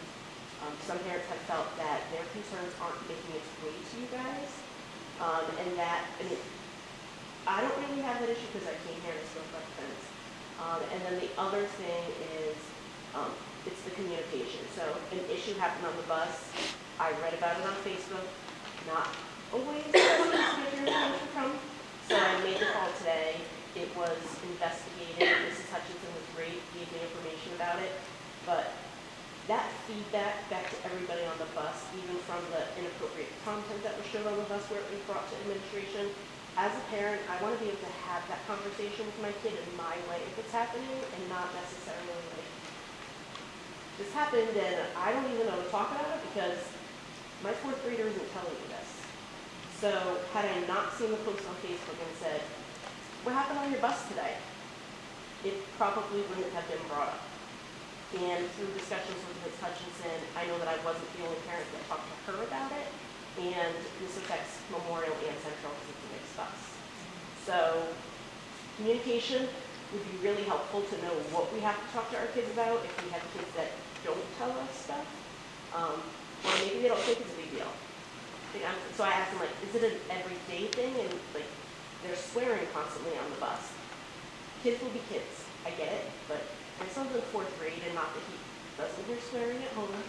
But that's in my home where I can control it, whereas it's almost acceptable behavior if the kids aren't getting in trouble per se. And I think that that's a bad status to set for the kids because if it becomes okay, then how do we control it? And if they're misbehaving on the bus, it's likely that they're misbehaving in the classrooms, and that's another concern is that how do the teachers now handle the kids that are misbehaving over little things that parents don't know to talk to their kids about. So one of the things, and then when I was talking to Ms. Hutchinson afterwards, I thought, and I know that Mr. Brenton said that there's bus monitors being hired, until that happens, is there maybe a parent swear message that could go out and say, we understand there's issues on the bus, please talk to your kids about bus safety, here are our bus rules, because I wouldn't know to have that conversation with my kid that had better be behaving on the bus. So if we could just maybe reiterate until we have bus monitors, it would be really helpful for those parents that maybe don't know they need to have that conversation. I think, thank you for coming. I think that's a strong suggestion. I think, as I said with Mr. Peel, people don't like surprises unless they're present. So your comments on communication are appreciated and heard. Thank you. Is there anyone else who wants to address the board? All right. I just want to pause one moment since we have our student representative, Ms. Schneider, that joined us. We would like to hear your report if we could, that you had for the board. We heard from Owen on debate, but is there anything you want to add?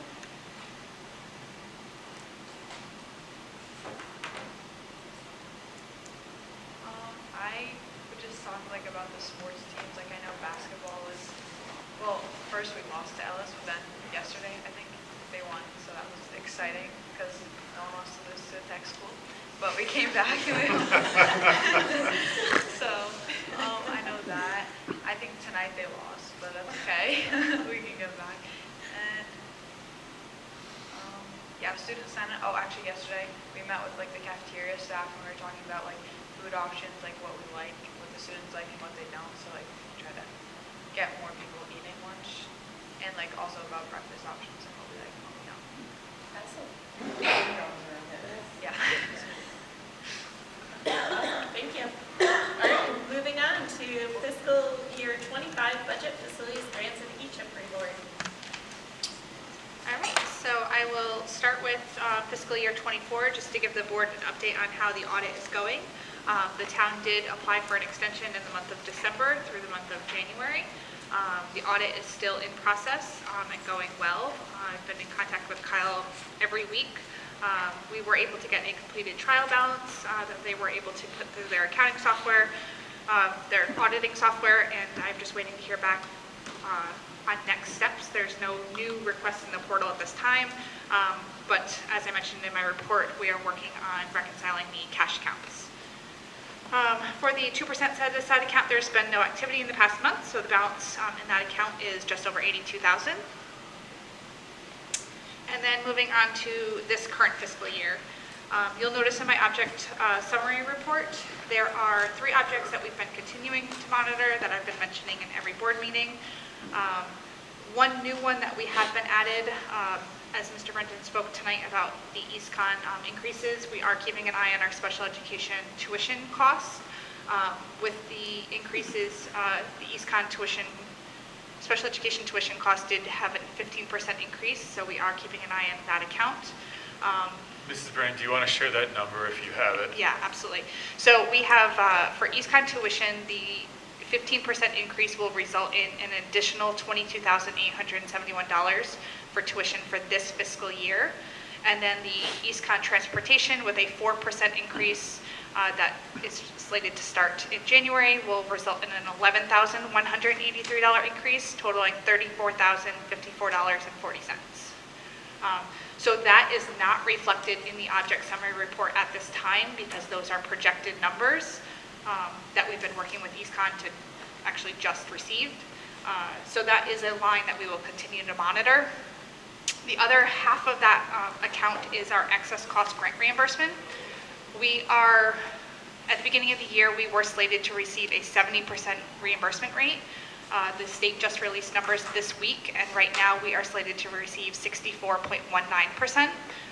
So that is a decrease in the amount of revenue that we budgeted in our account. So right now, we're on the state website, they're telling us that we're going to get 614,000, and we budgeted 680,000. So those numbers are not set in stone until after the March 1 submission. So we will continue to look at that to make sure that we're still within our budgets. Just so that I can say that for the whole board, so the timing of these two things coming together was not great the first week of January. So the timing of receiving over $50,000 less from the state for special ed reimbursement that was promised us as a community, and the timing of EastCon increasing us by over $30,000. So those are pieces. So I've been asked by a member of the board in a fiscal meeting, when we have those pieces, you go to the town for an appropriation. The answer is no, not yet. We work through the budget and we see where things are and we make our adjustments. But we did not receive what the state promised. And we are not being charged what EastCon promised. But we have to, do we have contracts with EastCon? Yes, we do. We have to renegotiate them at the new rate because we have been told that if we don't, we need to find other programs for the students. So this is where we are, unfortunately. But we're going to solve it. I've got very smart people. I have Courtney and Scott, great special ed staff, and we're going to solve this. I have a question. I just did the mental math, so I don't know what the exact numbers are, but really quick in my head, that would wipe out essentially the 2% set aside and then put us over budget. Is that accurate? We don't know that. Okay. We could have a student who we're currently paying for at EastCon's family move out of town, and that changes all of that. So because that's fluid, I will not say yes to something like that right now. I would just say, I'm making the board conscious. Yeah, my job is to bring that account line to your attention. We never jump to using the 2% set aside account because we want to try to work within our budget first. So we will continue to monitor other areas that we might have savings or changes. Like Mr. Brenton said, if a student moves in, a student moves out, we don't want to make any drastic changes in January. All right, so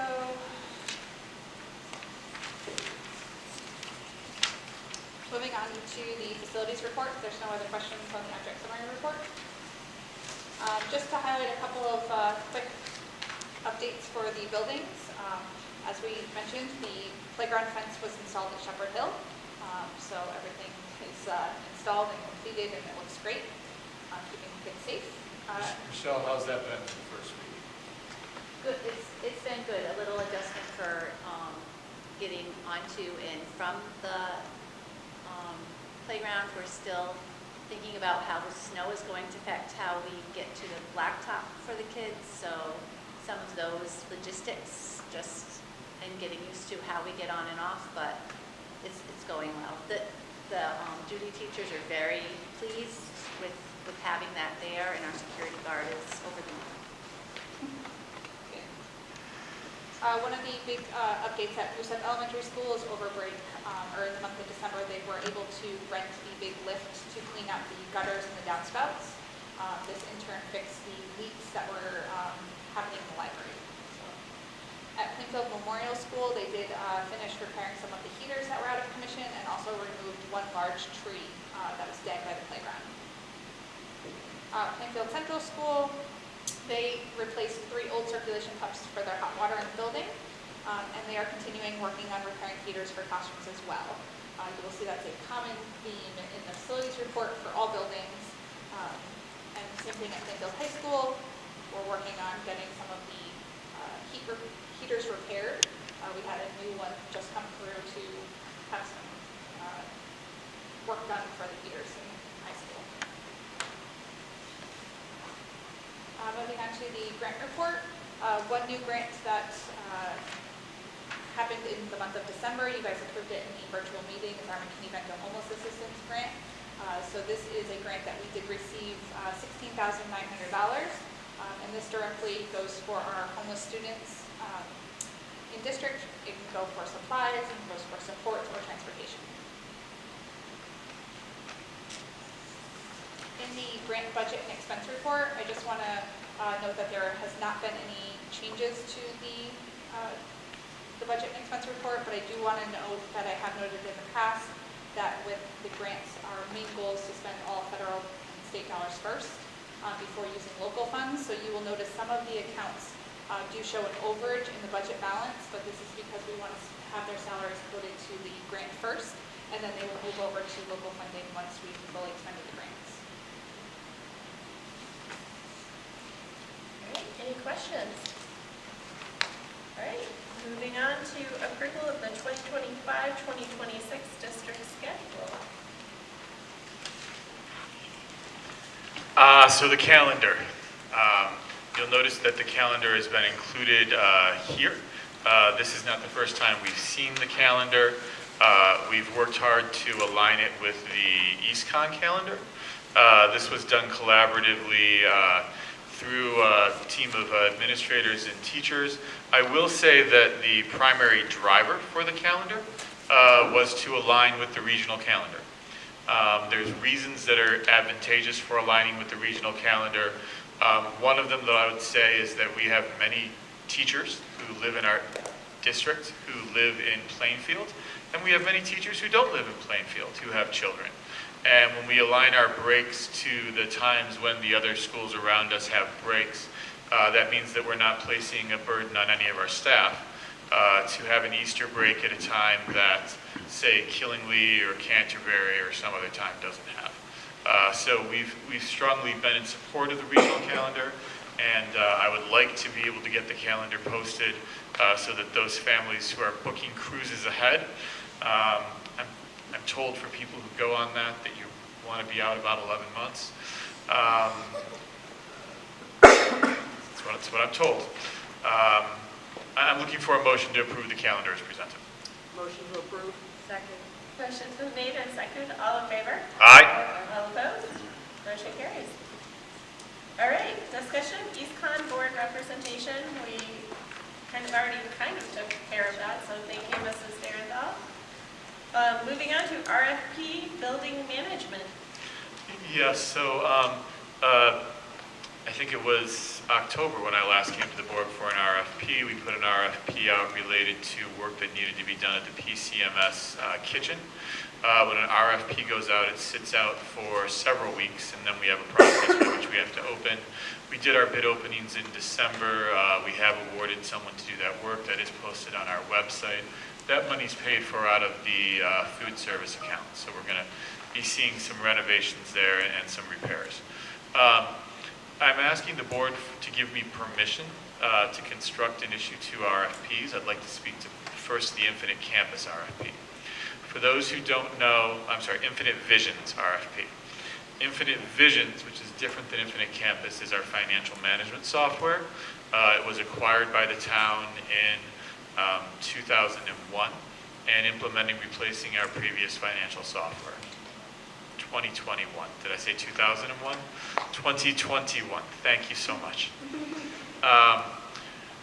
Since that time, we've encountered for 2 consecutive years a burden of work that's placed on our business manager during the audit process because the underlying way cash is handled and flows in the account does not match the way in which Markham wants it to appear for it to enter into their auditing software.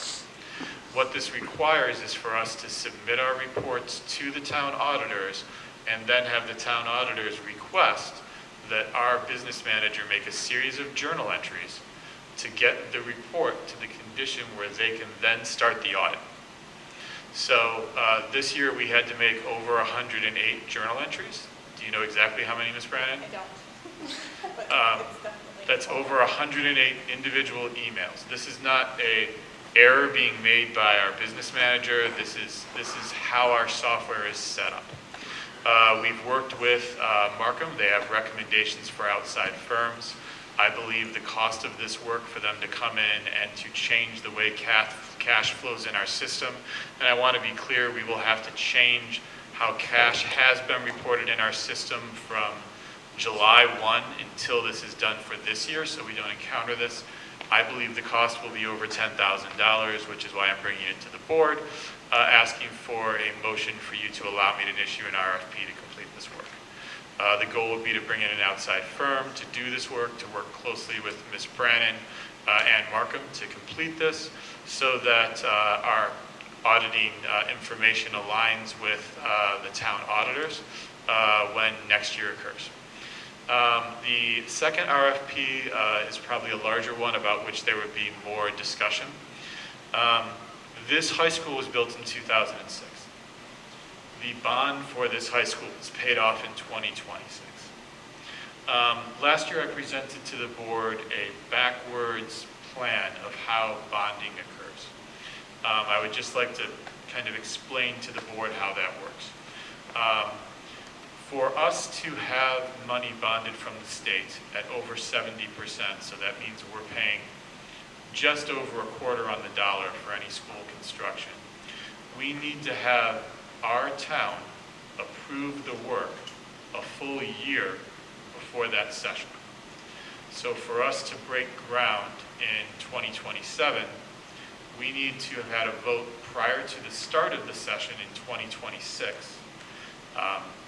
That's January 2026 in our town to approve bonding for a school project. That's a long process. Districts that do this successfully engage in a construction management firm to ensure that the district meets all the proper documentation, to ensure that we've met all the requirements of reimbursement, and to be sure that we get the highest reimbursement rate. If you look at the Norwich Bulletin and you search for stories of districts that did not properly submit their reimbursement paperwork, understand that if we don't do that properly, we do not get the 72% reimbursement. Thus, I'm asking the board to allow me to authorize me to start the process to build an RFP for that. This is an RFP I would bring back to the board before we issue it. Okay, so we're looking for a motion to request RFP 2025-1, request for a building management company to oversee renovations and HVAC projects. We'll start there. So moved. Okay, motion's been made. Is there a second? Motion's been made and seconded. Any further questions? Okay, hearing none. All in favor? Aye. All opposed? Any abstentions? Motion carries. All right, I'm looking for a motion to approve RFP 2025-2, a request for an accounting firm to support the reformatting of Infinite Vision. This question about that first.